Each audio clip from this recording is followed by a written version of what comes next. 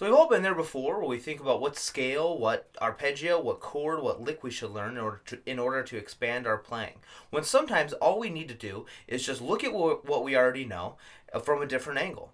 The way I like to do this is by setting limitations. We can set limitations by the number of strings that we use, the number of frets, the number of rhythms, or the type of rhythm, and then also the position.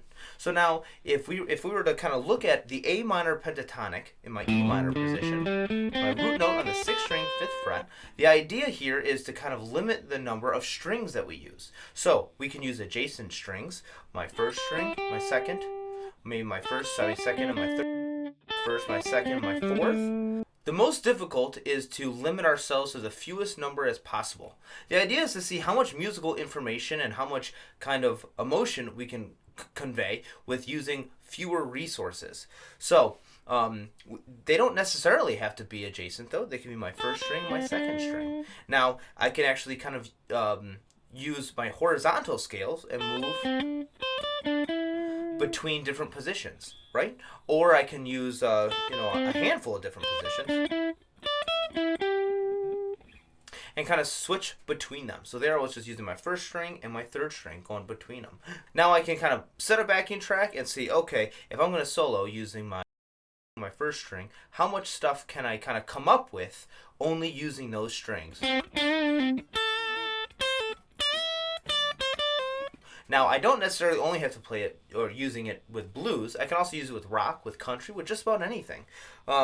And I'm careful not to say notes here because I think bending is a very important part of guitar playing, and that we should probably see what we can use with vibrato and bending to kind of see how much more information we can milk from those fewer resources. Now with frets, the idea is exactly the same. They don't necessarily have to be adjacent frets, whether we're using a major scale or a pentatonic scale, but we can kind of pick and choose whichever we want. Maybe we want the 5th, the 10th, and 15th. Right?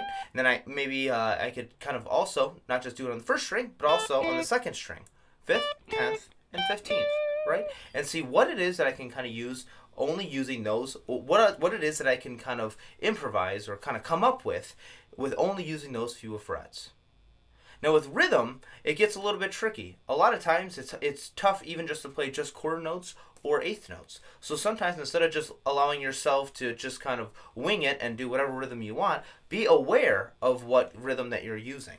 Not only can we limit ourselves to just quarter notes and eighth notes, but we can also take one of my rhythm examples from my rhythm sheet and kind of have our solos be based around that. So maybe I can use my rhythm 5, which is 1, 2, and 4 and. Plug that in to one of my pentatonic scales, 1, 2, and 4 and. All right, now if I add some bends and some vibrato to that,